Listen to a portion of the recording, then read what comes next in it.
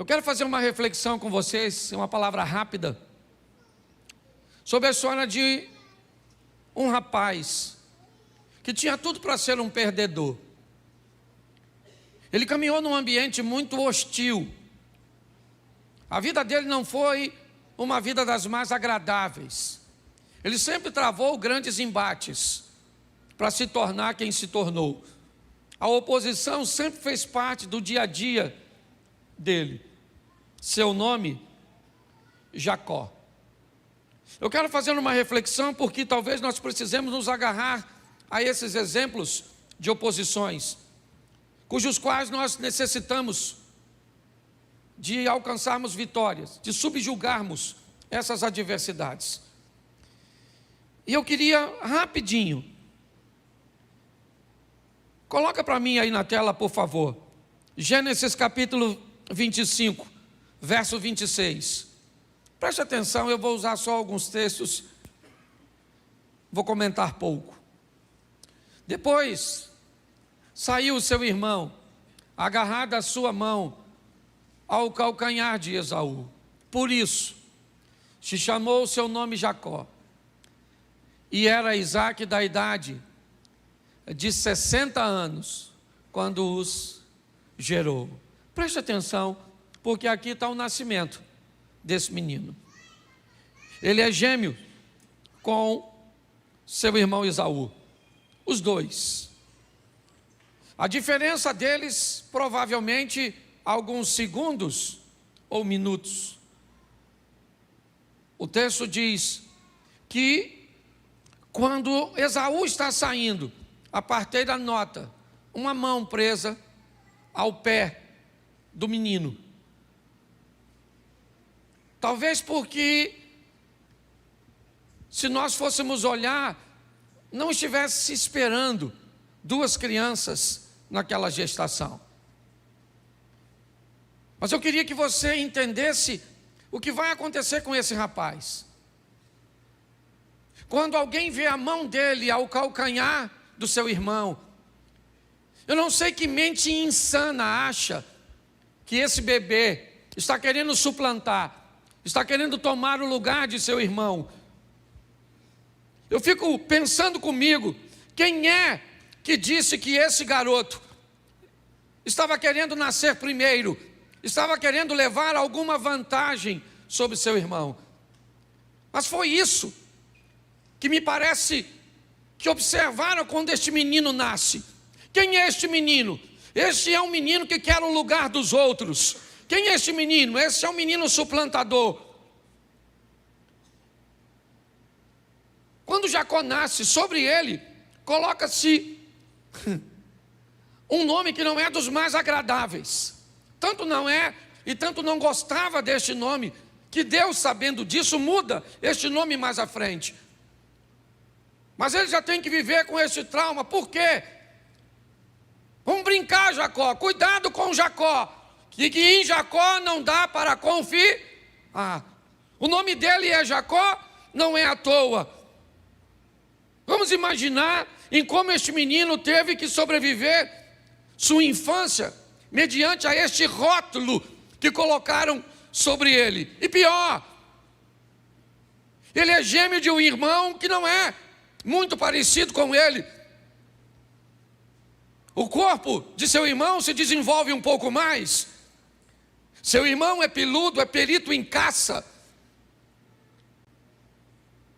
E o texto também diz que Isaque gostava mais de Esaú do que de Jacó. Se já não bastasse ser visto como um enganador, se não bastasse sofrer todos esses preconceitos, ele ainda tem que lidar com um dos maiores traumas que nós ouvimos hoje na sociedade. Eu não sou especialista na área, mas todo problema hoje que eu vejo numa pessoa, alguém diz que é problema com o pai. O menino é bandido, é com o pai. A menina é isso, é com o pai. Me parece que o pai carrega uma carga, e eu não estou aqui para dizer se é ou não é. Eu só sei que se fosse, esse garoto precisaria vencer. Porque a Bíblia faz questão que o caçador da casa, o forte da casa, o provedor da casa é Jacó, é Esaú. Então o pai prefere este menino, tem a preferência por ele. Muito bem, o tempo passa. Me parece que Jacó quer conseguir alguma coisa, não para mostrar para os outros em si, mas talvez para si mesmo. E ele tenta comprar uma primogenitura. Eu já tentei, quando fui a Israel, descobrir que tipo de negócio era esse, mas nenhum guia soube me explicar. Hoje eu almocei com um guia que me guia no Egito, ele está no Brasil. Eu trouxe ele aqui, foi no churrasco, no aniversário do Diogo, e eu fiquei conversando com ele, sei lá, umas 3 ou 4 horas. E surgiu também esse assunto que eu queria saber, ele que está tão próximo, e essa palavra já ardia no meu coração, mas ele não conseguiu também me explicar. Me parece um entendimento que eu consegui ver, é que é algo tão subjetivo como a primogenitura, uma bênção que viria no final da vida do pai. Jacó deseja obtê-la, porque ele se interessa por isso. Se é algo que ninguém vai ver, por que é que ele quer essa bênção da primogenitura? O que é isso?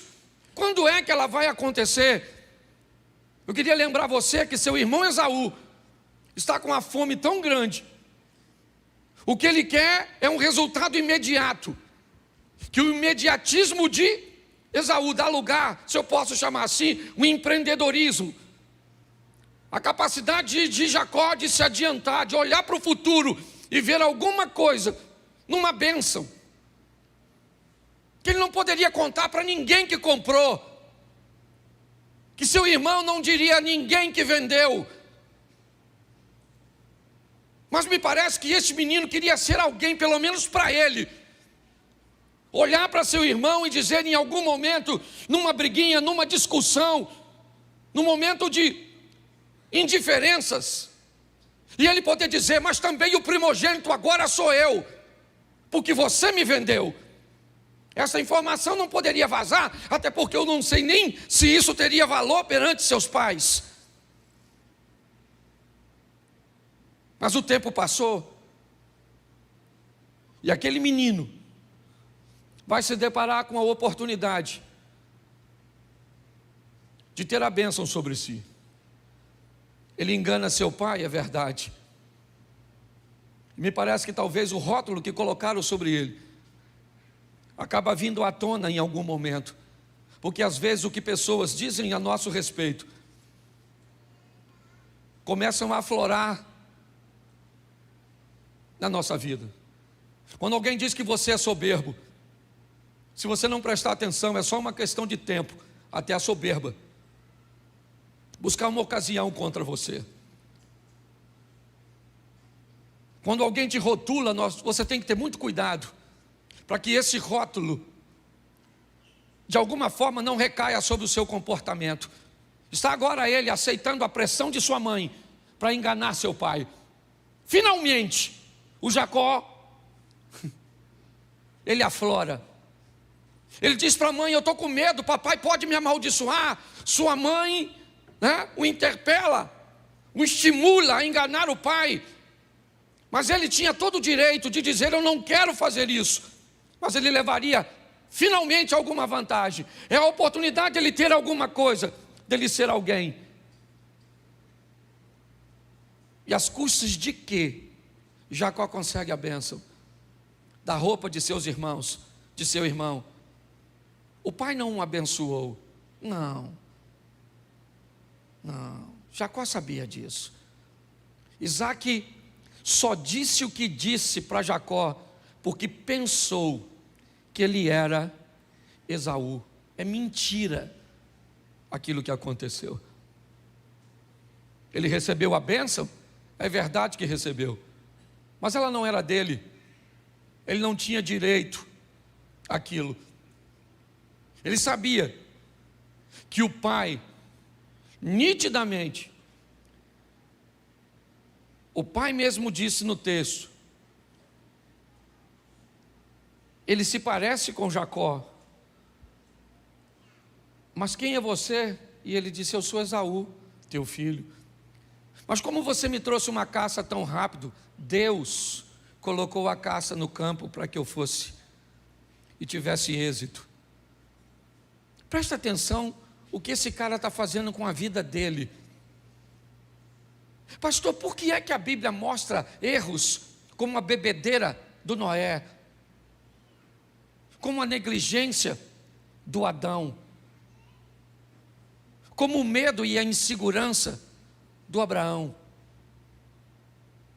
como o partidarismo de Isaac, como a postura do Jacó, como falar demais do José, com o desejo incorreto de Davi, com as besteiras feitas por Sansão. Porque a Bíblia quer mostrar que essas pessoas não são pessoas perfeitas. Porque a Bíblia quer mostrar que Deus pode usar pessoas imperfeitas que buscam uma correção de rota. Quando eu olho para a história deste moço, o que eu vejo? Alguém fadado ao fracasso. Quando o irmão dele chega e descobre que Jacó ludibriou seu pai, Esaú disse: eu vou matar esse camarada. Agora a primogenitura não serve mais para ele, porque ele vai morrer. O que ele fez é passível de morte. Essa é a verdade. E aquele menino então, que sonhou receber a primogenitura, o reconhecimento de um pai que nunca teve, a honra de uma sociedade que nunca veio sobre ele, que tudo aquilo que ele ouviu de bom em sua vida inteira não tinha nada a ver com ele, e sim com seu irmão, que toda a bênção que ele recebeu de forma incorreta, e agora ele foge. É verdade. Ele vai para um lugar que sua mãe mandou. Vai para a terra do meu irmão, meu filho, para ver se Esaú acalma o coração. E para lá esse cara vai. Eu aprendi uma coisa na minha vida: o problema foi feito para ser resolvido e não para se fugir dele. O que Jacó deveria fazer? Papai, chama o Esaú aí. Senta aí, Esaú. Senta aí, maluco. Lembra aquele dia que tu estava com fome, miserável? E aí tu me vendeu a primogenitura? Ele podia fazer isso, sim ou não? Sim ou não? Mas por que não fez? Primeiro, porque não tinha coragem. Segundo, porque ele não podia negociar esse tipo de coisa. Ah, mas ele valorizava coisas espirituais. Não interessa o que você valorize. Se você quer tomar posse daquilo que não é seu, se você não quer usar o meio correto para alcançar as coisas, se você quer puxar o tapete dos outros, se no seu coração na verdade só tem maldade, se você quer aparecer, se pelas costas dos outros você diz sobre pessoas aquilo que você não tem como dizer cara a cara, nada passa despercebido aos olhos do Senhor. A verdade é que esse cara é um fracasso. Sim, ele é um fracassado. Ele vai embora porque não consegue resolver seus problemas. E é por isso que casamentos acabam. É por isso que pessoas falem em seus ministérios, porque não tem coragem de olhar para a vida e dizer: esse problema é meu, eu sou desse jeito, e eu vou corrigir minha rota, eu vou mudar de postura. Mas não, ele foge. Então tá bom. Você quer ir para onde? Você quer fugir? Saiba de uma coisa: seu problema vai atrás de você. O Esaú não foi, mas a traição foi junto. E quando esse camarada chega, trabalhador ele é, isso é verdade. Determinado ele é, sim, mas ele quer as coisas rápido demais. Ele quer ultrapassar etapas, sim. Preste atenção. Me parece que a vida do traído Esaú foi muito melhor do que a do traidor Jacó. Quando nós olhamos à frente, Nós vamos ver a misericórdia de Deus agindo sobre a vida de Jacó. Mas não esqueça que quando os dois se encontram, o que está de posse nas mãos de Esaú é muito mais poderoso do que no de Jacó. Quando nós olhamos esses dois irmãos se encontrando lá na frente, depois de tudo isso, vamos ver que Esaú poderia dizimar a casa de Jacó. E por que não fez? Eu vou te mostrar.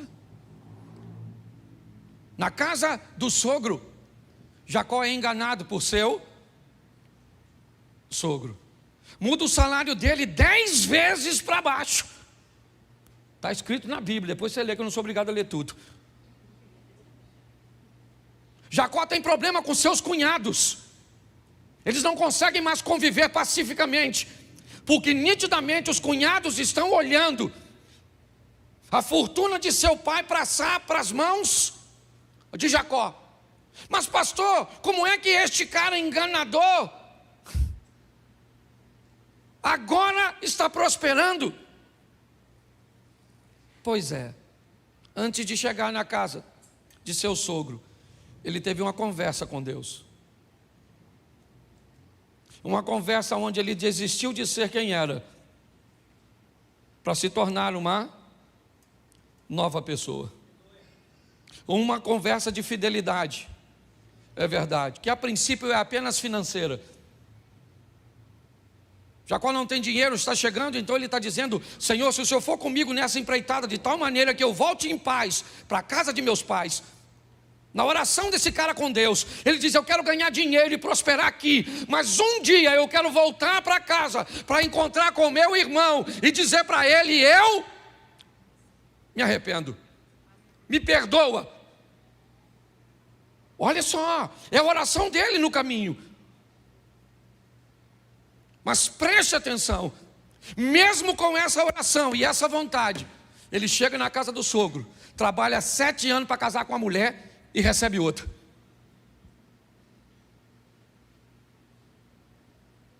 O sogro faz uma proposta para ele, sensacional: apacenta meus rebanhos, e eu te dou tudo aquilo que for salpicado e malhado como salário.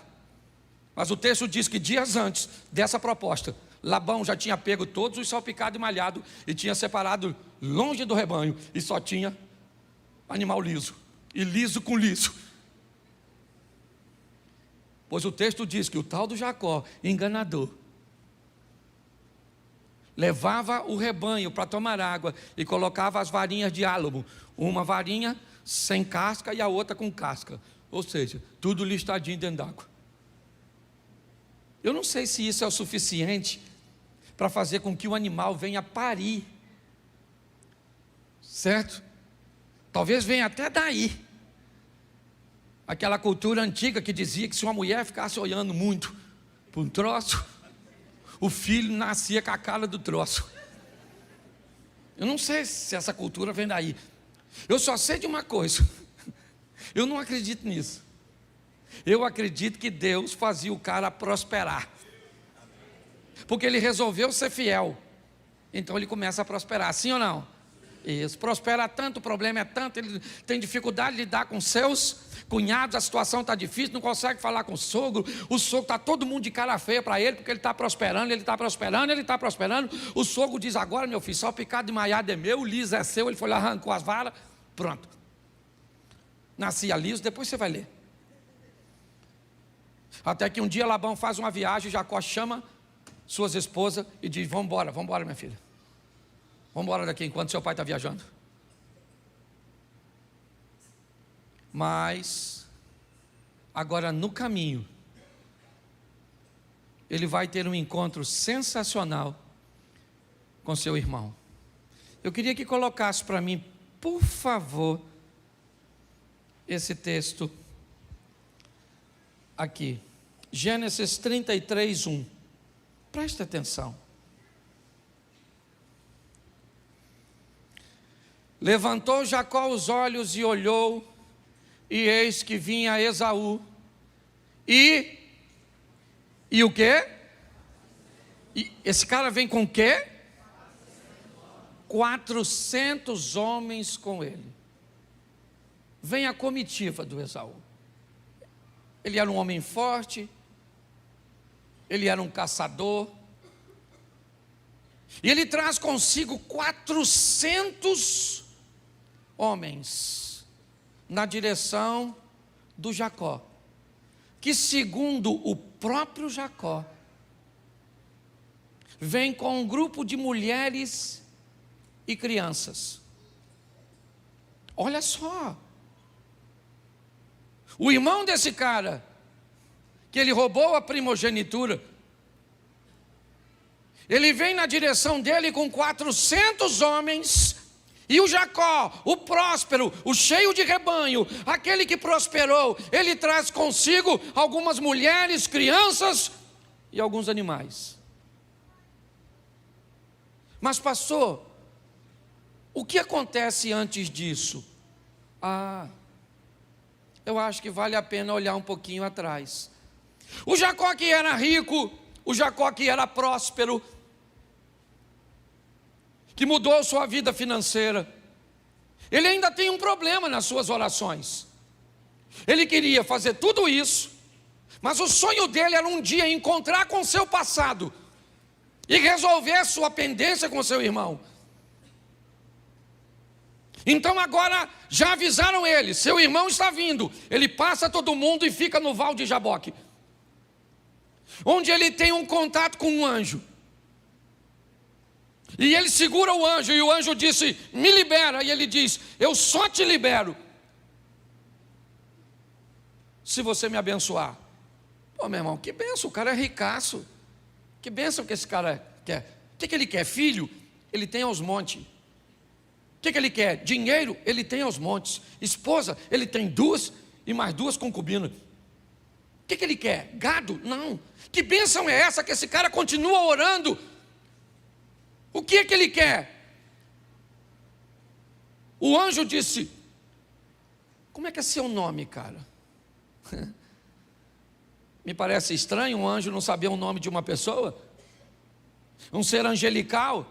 Será que ele não conhecia Jacó? Ele é nada mais, nada menos que neto de Abraão.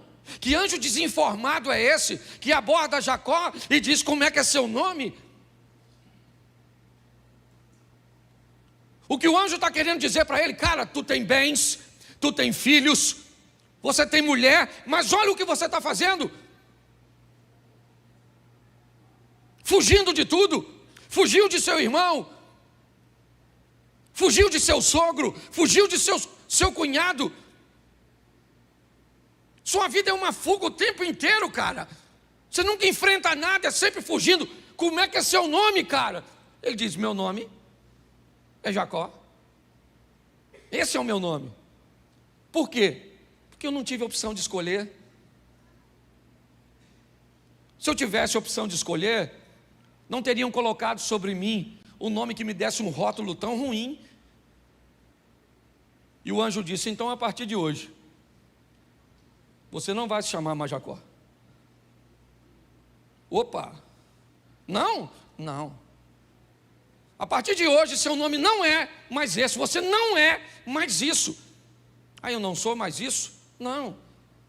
Seu nome agora é Israel. Você lutou como um campeão, e esse é seu nome.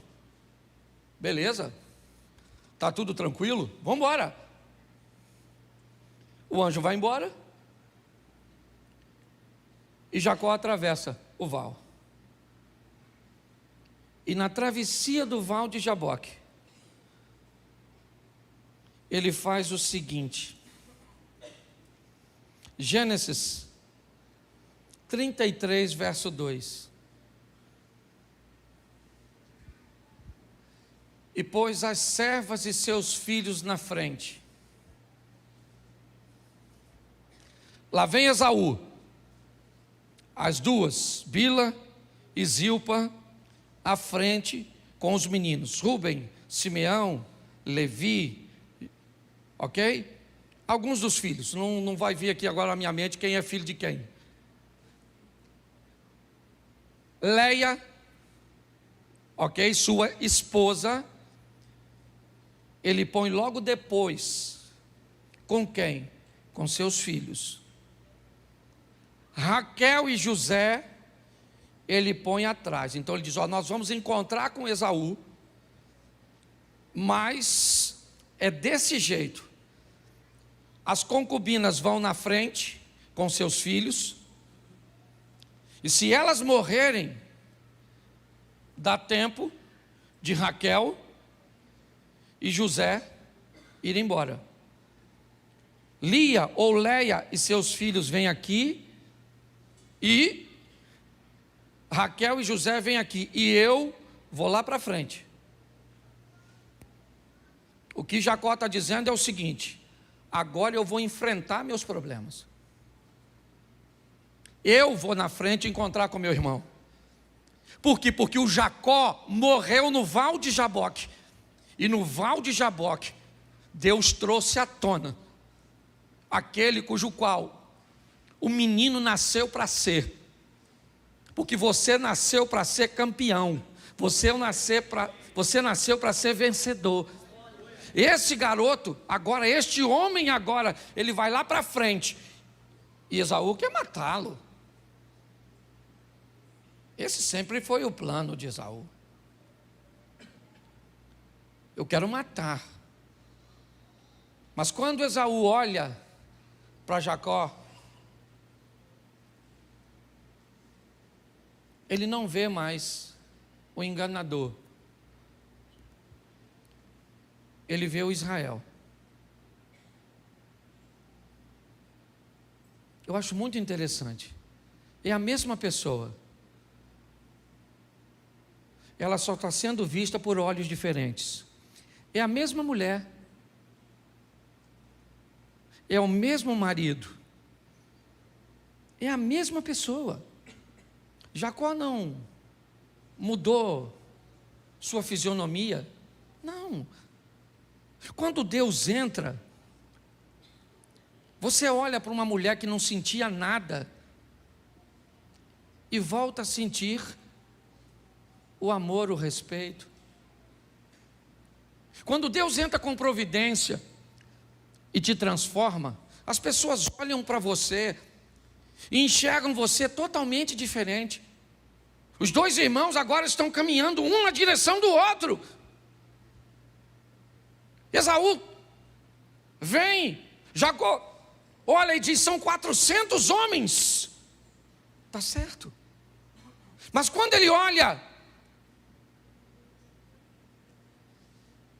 para Esaú, quando Esaú olha para Jacó, o coração dos dois se move. Eles se abraçam. Jacó disse: tudo que eu tenho é seu, cara. Eu sou teu servo. Esaú disse: eu não estou precisando de nada disso, cara. Minha intenção não era vir aqui pegar nada seu. Minha intenção era vir aqui e tirar a sua vida. O que eu queria era te matar, até te ver, ou até ver o que Deus fez na sua vida, como Ele transformou você. Preste atenção nisso. Eles começam a conversar, mas para mim, o momento mais importante desse texto é o capítulo 33, o verso 12. Escute isso. E disse, quem disse aqui é Esaú, ok?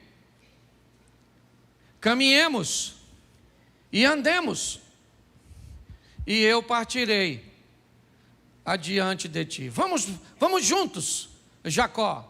É o que disse Esaú. Mas preste atenção no que disse Jacó. Porém, ele lhe disse: meu senhor, sabe que esses filhos são tenros, e que comigo tem ovelhas e vacas de leite, e se as fadigar somente um dia, todo o rebanho morrerá. Ora, passe o meu senhor adiante da face do seu servo, e eu irei como um guia, pouco a pouco, conforme o passo do gado que está diante da minha face, e conforme o passo dos meninos até que eu chegue a meu senhor em Seir. Vai. E Esaú disse: deixarei logo contigo desta gente que está comigo. E ele disse: para que isso? Basta que eu ache graça aos olhos de meu senhor. Assim tornou Esaú aquele dia pelo caminho, né, a Seir, e Jacó partiu para Sucote, edificou para si uma casa, fez cabanas para o seu gado, e por isso chamou o nome daquele lugar Sucote. Preste atenção. Aparentemente está tudo resolvido. Esaú disse: vamos juntos. Jacó disse: não vai rolar. Você tem com você 400 homens. Sua velocidade não é a mesma que a minha. Seu ritmo não é o mesmo que o meu. Se eu expor a minha vida e aquilo que eu conquistei, para que caminhe na velocidade que você consegue caminhar, com o estilo de vida que você estabeleceu, eu mato. Olha só, a maturidade de Jacó está dizendo: eu não tenho como ir contigo, cara, não dá, nossos ritmos são diferentes, mas nós fizemos as pazes, está tudo jóia, mas nós não vamos caminhar junto. Mas eu vou na frente, você vai depois, você vai para Seir, eu vou para Sucote. Não dá.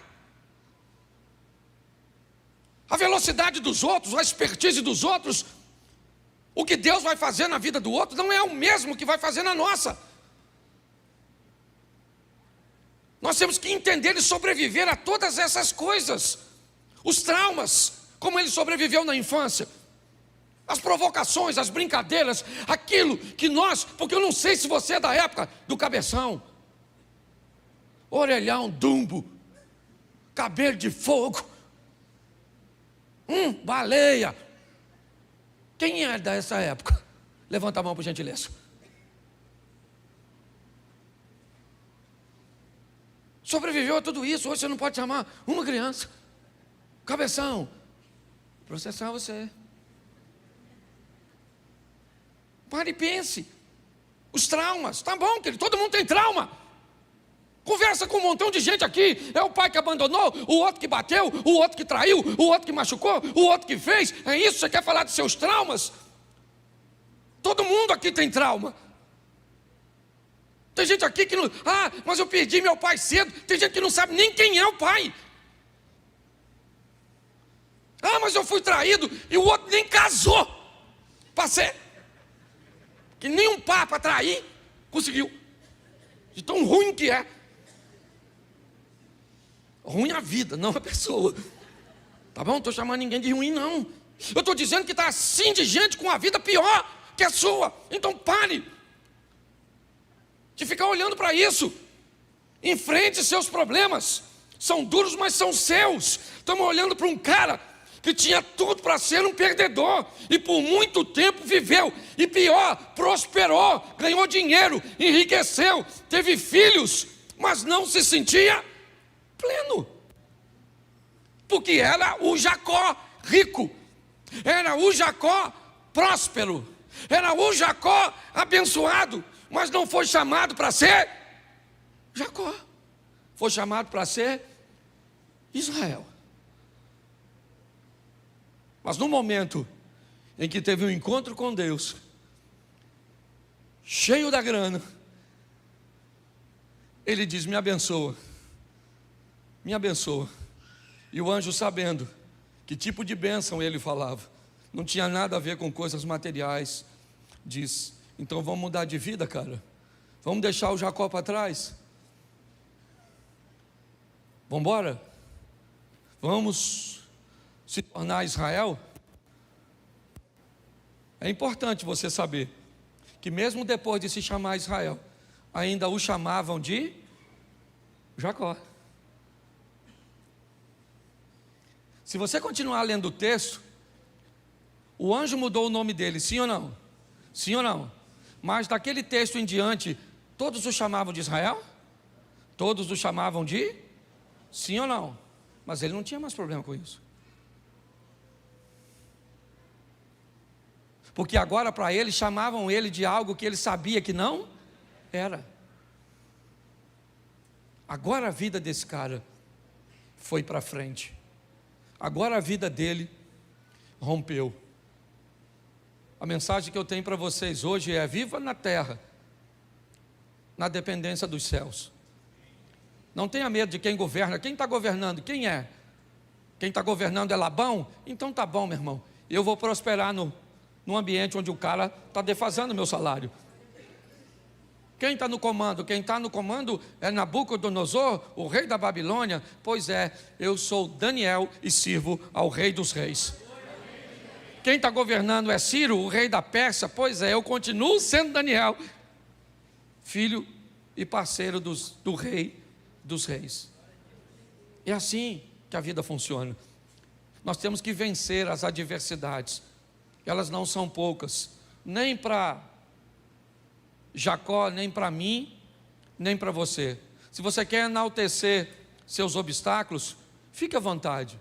Você quer dizer que a vida é muito difícil para você? É assim? Você quer olhar e medir sua vida pela dos outros? Faça. Jacó nunca precisou, nunca. Eu não sei porque Rebeca fez essa loucura. Não sei onde ela estava com a cabeça, certo? Deus já tinha dito para ela que o maior serviria o menor. Mas ela o fez. Eu não sei de onde você está vindo. Eu sei de onde eu vim. Eu sei o que eu tenho que vencer todos os dias. Eu sei o que eu tenho que escutar todos os dias. A Bíblia diz que a palavra de Deus é apta para discernir o que está no coração das pessoas.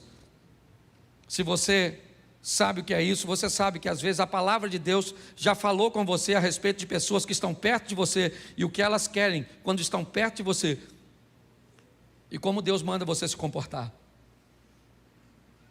Mas e aí? O que é que nós vamos fazer? Nós vamos desistir? Nós vamos jogar a toalha? Então saiba de uma coisa: as urnas não definem sua vida. O que vai acontecer na política não define o que acontece dentro dessa igreja. Porque a nossa vida é governada pelo Senhor. Que nós possamos entender isso. Então, independente do desfecho dessa história, certo? Nós vamos continuar servindo a Deus. E saiba de uma coisa: principalmente se vier sobre a igreja tempos mais difíceis, viveremos os melhores tempos da igreja, porque é assim que funciona. Se vierem tempos fáceis, vamos crescer bastante, sim ou não? Sim. Mas se vier tempos difíceis, vamos crescer mais do que nos fáceis. Saia daqui e acredite nisso.